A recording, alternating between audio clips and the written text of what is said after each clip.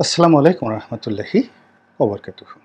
সম্মানিত দর্শক, সামাজিক মাধ্যমে ইদানিংকালে আওয়ামী লীগের যারা সাইবার যোদ্ধা তাদেরকে বেশ সক্রিয় দেখা যাচ্ছে।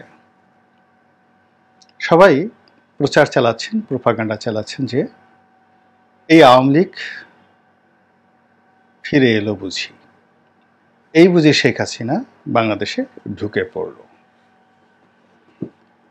তারা প্রচার চালাচ্ছেন যে বর্তমানে যে অবস্থা চলছে তার চেয়ে আওয়ামী লীগের জমানা অনেক অনেক ভালো ছিল। তারা প্রচার চালাচ্ছেন শেখ হাসিনার হাতেই নিরাপদ বাংলাদেশ। আসলে কি এটা সত্য? এক কথায় বলবো যে এই সাইবার যোদ্ধা যারা আছেন তারা সবাই ভুল করছেন।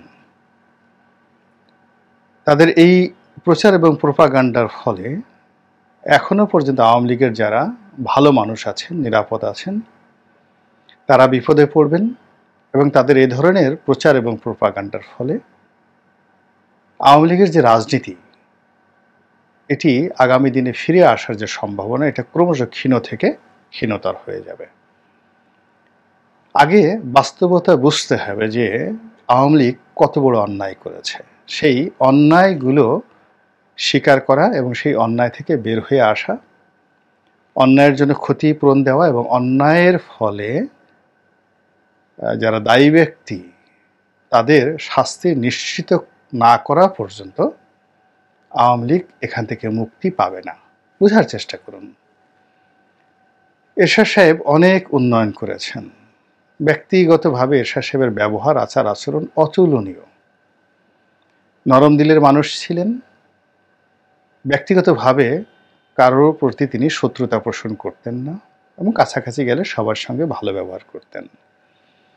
কিন্তু রাষ্ট্র পরিচালনা করতে গিয়ে তার যে অন্যায় হয়েছে, ভুল হয়েছে, তার আসার অর্থাৎ ক্ষমতা আসার যে প্রক্রিয়াটি এটি ভালো ছিল না। ফলে এখনো পর্যন্ত জাতীয় পার্টি এরশাদকে একটি স্বৈরাচারী দল এবং একটি মন্দ দল হিসেবে, মন্দ ব্যক্তি হিসেবে বিবেচনা করা হয়।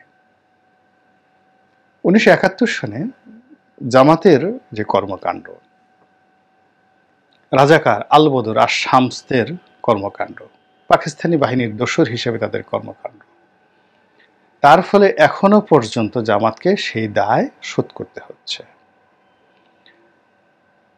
সেই আওয়ামী লীগ জমানাতে যুদ্ধাপরাধীদের যে বিচার, সেই বিচারের মাধ্যমে জামাতের একেবারে টপ লেভেলের যে নেতৃত্ব সবাইকে শেষ করে দেওয়া হয়েছে। এমনকি এখন জামাতের যারা নেতৃত্বে আছেন সবই মুক্তিযুদ্ধ পরবর্তী জেনারেশন, যারা স্বাধীনতা সেই যুদ্ধের সময় রাজাকার আলবদর ছিলেন না, বা এদের কারোর পিতা। প্রথম আপনি জামাতের যদি ডক্টর শফিকুর রহমানের কথা চিন্তা করেন, ডক্টর মাসুদের কথা চিন্তা করেন, হামিদুর রহমান আজাদ সাহেবের কথা চিন্তা করেন, তারপর আপনার সেলিম উদ্দিনের কথা চিন্তা করেন, তারা 1971 সনে না রাজাকার ছিলেন না আলবদর ছিলেন, কিন্তু তাদেরকে কিন্তু সেই দায় দায়িত্ব বহন করতে হচ্ছে।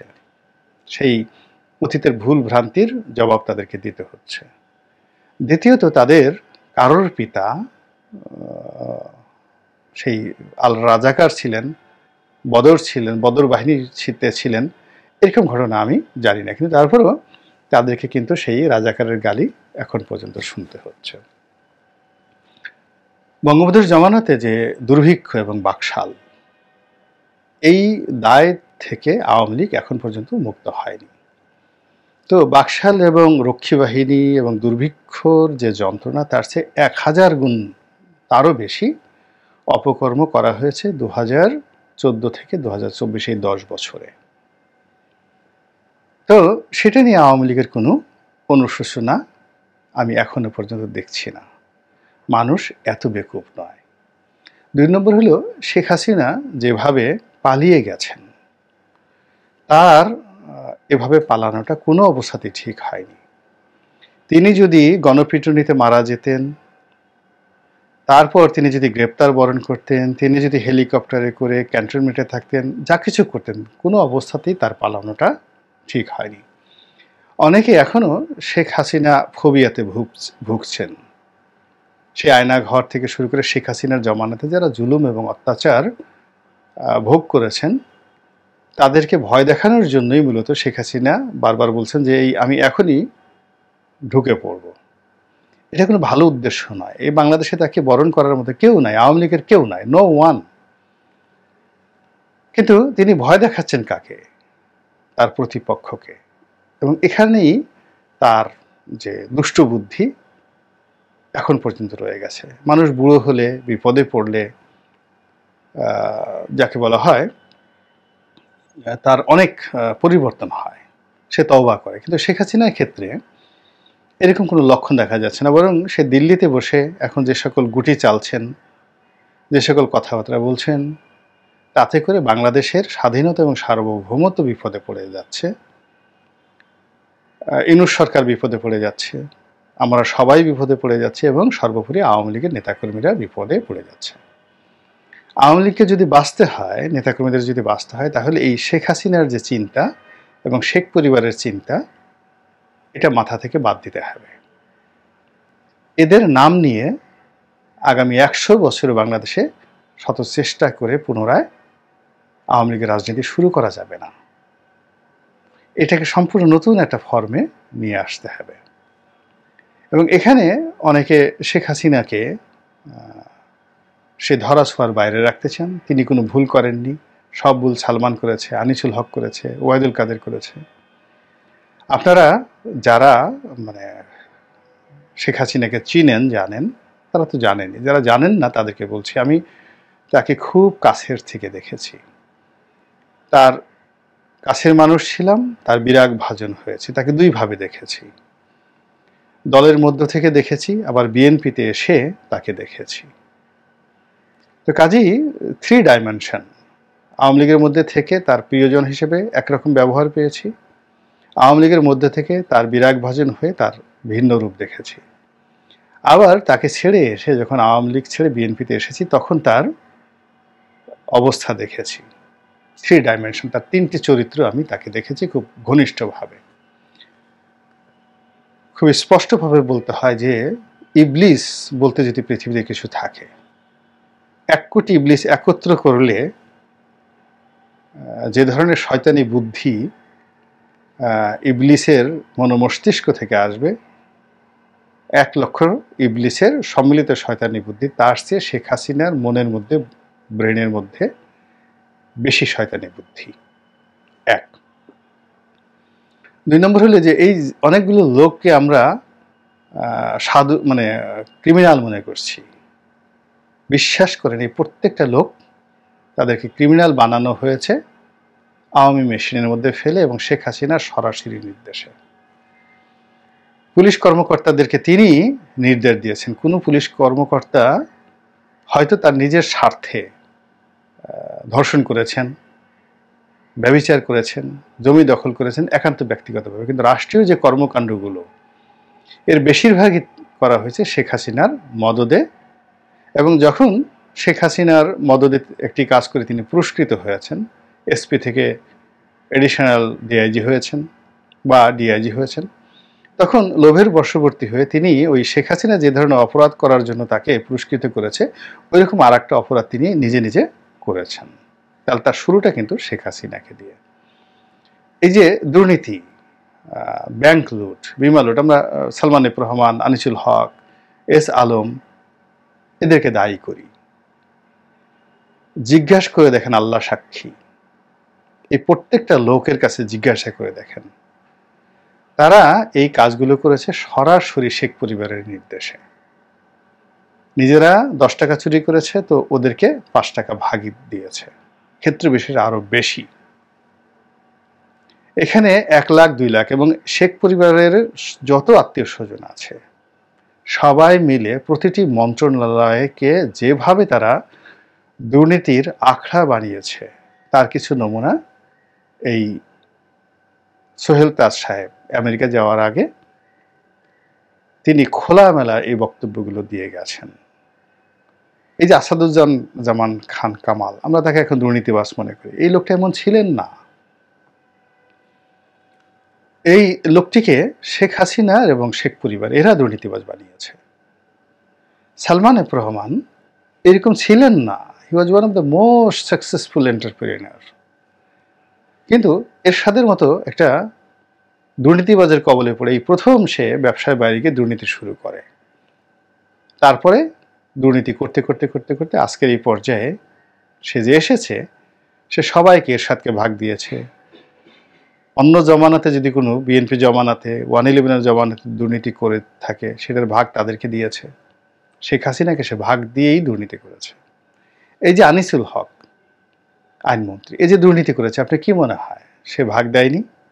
জয়কে ভাগ দেয়নি, অন্য কাউকে ভাগ দেয়নি, সবাইকে ভাগ দিয়েছে। মূল ব্যাপার হলো যে আপনি কারো আনুগত্য করবেন, দলদাস হবেন, কারো পক্ষে কথা বলবেন, সেটা ভিন্ন একটা দিক। অনেকে যেমন আমাকে বলেছেন যে জয় সম্পর্কে আপনি প্রশংসা করেছেন। আমি বলবো যে হ্যাঁ, জয় সম্পর্কে প্রশংসা করেছি। সে হার্ভার্ডে পড়েছে, প্রশংসা করেছি। তার বুদ্ধির লেভেল 9-এর উপরে, প্রশংসা করেছি। কিন্তু আমি তো একবারও বলিনি যে সে অপকর্ম করেনি। বরং সে এতটা কৌশলে, এতটা বুদ্ধিমত্তা নিয়ে অপকর্ম করেছে একটার পর একটা, সেই 2009 সন থেকে, যে এখনো পর্যন্ত আমরা কাগজে কলমে সরাসরি তাকে ধরতে পারছি না যে এই কাজটি জয় এই ব্যাংক চেকের মাধ্যমে নিয়েছে, এর মাধ্যমে সিঙ্গাপুরে টাকা পাচার করেছে, এর মাধ্যমে আমেরিকাতে এই কাজগুলো করেছে। হাতে কলমে আমরা এখন পর্যন্ত ধরতে পারছি না।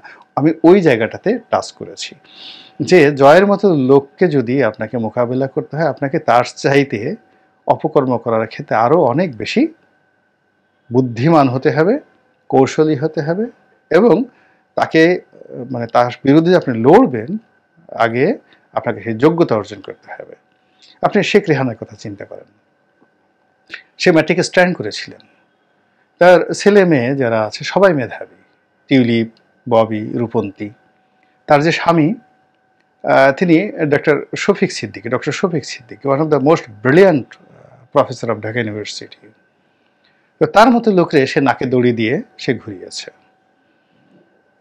এরপর তার যে দেবর doctor major general Tarek Siddiqui, দুর্নীতির যাকে বলা হয় মাস্টার মাইন্ডও বলা হবে না, দুর্নীতির দানব। এখন দেখেন এই সব জায়গা থেকে এস আলম থেকে শুরু করে সব ক্ষেত্রে এখন বের হয়ে আসছে সৈয়দ আবুল হোসেন, তারপরে যোগাযোগ মন্ত্রণালয়ের ওবায়দুল কাদের থেকে শুরু করে এই রাষ্ট্রের ক্রিমগুলো কোনো রকম শব্দ উচ্চারণ না করে, কথা না বলে, নড়াচড়া না করে তিনি এই বিরাট একটা অর্থ তিনি লোপাট করেছেন বলে এখন সবাই দশমুখে বলছে এবং প্রমাণ সহকারে। তো এই তাকে দেখে বা তার আচরণ দেখে 5 তারিখের আগে, আগস্ট মাসের 5 তারিখের আগে অনেকে সন্দেহ করেছেন যে শেখ রেহানা অনেক কিছু করেছে, কিন্তু তিনি এইভাবে করতে পারেন এটা আপনি আমি কি কল্পনা করেছি? সে যে চুপ থেকেছে, নীরব থেকেছে এবং তার বোনকে অর্থাৎ শেখ হাসিনাকে নাকে দড়ি দিয়ে ঘুরিয়েছে, গণভবনের মধ্যে যারা বসবাস করেন তারা এটা জানেন। তো কাজেই শেখ রেহানার বিরুদ্ধে যদি আপনাকে লড়তে হয়, তাহলে আপনাকে ওই ধরনের মেধা থাকতে হবে। আপনি দেখুন, সে বোনের সাথে শেষ মুহূর্ত পর্যন্ত ছিল, নিরাপদে পালিয়ে গেল, আবার বোনকে সে দিল্লিতে রেখে এখন সে মজা রাজার হালে সে ইংল্যান্ডে গিয়ে আছে, তার মেয়ে মন্ত্রী। আপনি কি বলবেন বলেন? এখন এই বাংলাদেশে তারা যে ইমেজগুলো হারিয়ে ফেলেছে এবং তাদের বিরুদ্ধে যে তথ্য এবং উপাত্ত যেভাবে যাকে বলা হয় প্রকাশিত হচ্ছে, আপনার কি মনে হয় যে তারা আবার ফিরে আসবে, আবার রাজনীতি করবে এবং এই বাংলার জমিনে তাদের আবার ডাইনেস্টি শুরু হবে? যদি ভেবে থাকেন এটা আপনার একান্ত ব্যক্তিগত বিষয়, কিন্তু আমি একমত পোষণ করি না। বরং আমি ভয় পাই যে বাংলাদেশে এত দুরবস্থা, এত অপরাধ, এত অন্যায়, এত জুলুম, সব কিছুর সঙ্গে আবার আওয়ামী লীগ দিল্লি থেকে কলকাঠি নাড়ছে, আন্ডারওয়ার্ল্ড থেকে কলকাঠি নাড়ছে, দেশকে অশান্ত করছে। আর এই দেশের যা কিছু হচ্ছে এটা দেখে শেখ হাসিনা দিল্লির লদি গার্ডেনে গিয়ে, দিল্লির অভিজাত পার্ক, আপনারা যারা লদি গার্ডেন চিনেন তারা খুব ভালো করে জানেন যে সেটি কোথায় অবস্থিত। তো সেখানে তিনি সদল বলে ঘুরে বেড়াচ্ছেন, স্ট্যাটাস দিচ্ছেন, রং তামাশা করছেন, অট্টহাসি দিচ্ছেন, এই কোনো কিছুই তার জন্য কল্যাণ বয়ে আনবে না, আওয়ামী লীগের জন্য কল্যাণ বয়ে আনবে না এবং আমাদের দেশের জন্য কল্যাণ বয়ে আনবে না। শেখ হাসিনাকে নিয়ে আওয়ামী লীগের লোকজনের যেভাবে আবেগ, জামাতের লোকজন তাদের নেতাকর্মীদের নিয়ে খুব আবেগে ভাসছেন, ইউনূস সাহেবের যারা লোকজন তারাও আবেগে ভাসছেন, আর আমরা যারা সাধারণ মানুষ আমরা কোথায় যাব? কিংবা বিএনপি যারা লোকজন তারাও বিএনপি নেতাদেরকে নিয়ে ভাবছেন। কিন্তু মধ্য থেকে আমাদের যে সর্বনাশ হয়ে যাচ্ছে প্রতিদিন, এটি নিয়ে কথা বলতে গেলেই লোকজন জিজ্ঞাসা করে যে আপনার কোনো চরিত্র নাই, আপনি কোন দলের, আপনি ভবিষ্যতে কোন দলে যোগদান করবেন? বলেন, আপনাদের মুখ আছে বলতে থাকেন, আর আমারও মুখ আছে, আমি বলে যাচ্ছি, সময়ই প্রমাণ করবে আমি কোন দলের। আল্লাহ আমাদের সবাইকে হেদায়েত দান করুন এবং হেফাজত করুন। আসসালামু আলাইকুম ওয়া রাহমাতুল্লাহি ওয়া বারাকাতুহু।